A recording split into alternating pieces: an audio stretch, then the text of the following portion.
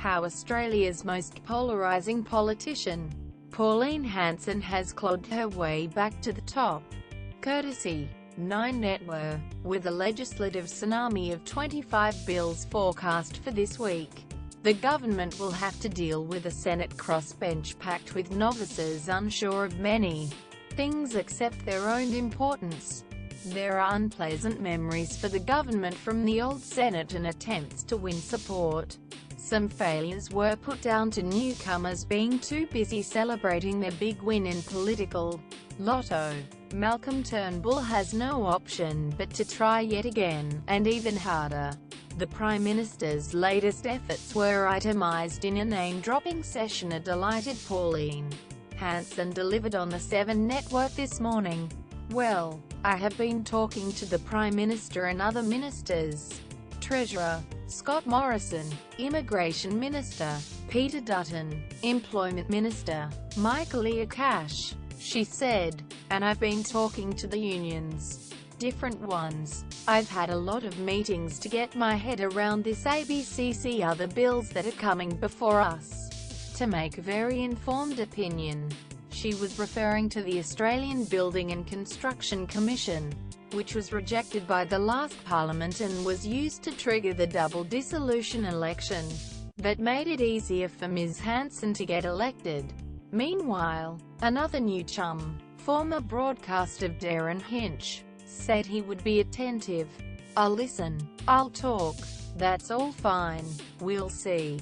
There is a strong anti-government, any government sentiment among the 11 senators who are not from the coalition. The Liberal Party of the Greens. The 3 Nick Xenophon team's senators were elected as a snub to major parties, and the 4 Pauline Hanson One Nation winners even more so. They were not elected to work with government but to defy it. There are practical problems. The danger is the new senators will not have time or resources to devour detail of the legislation, including the bulk of the budget announced back on May 3. However, there will be other matters, including the calling of a plebiscite on same-sex marriage, with the crossbench by no means united. Darren Hinch wants Parliament to decide. Pauline Hanson wants 2 national votes to deny elected representatives the ability to decide the matter. This is the types of anti-government action Malcolm Turnbull can expect more of. "I honestly believe we should have a referendum to determine in the Constitution's Section 51 what term defines a marriage between a man and a woman and those people of opposite sex." Quote, Ms. Hanson said, "Then go to a plebiscite and beyond that a vote in Parliament. But I have a great concern about the cost to the taxpayer. If anything, I'd like to see it.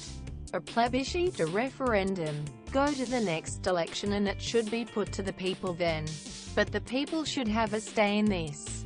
News.com. Ours privacy policy includes important information about our collection, use and disclosure of your personal information, including to provide you with targeted content and advertising based on your online activities. It explains that if you do not provide us with information we have requested from you, we may not be able to provide you with the goods and services you require. It also explains how you can access or seek correction of your personal information, how you can complain about a breach of the Australian privacy principles, and how we will deal with a complaint of that nature.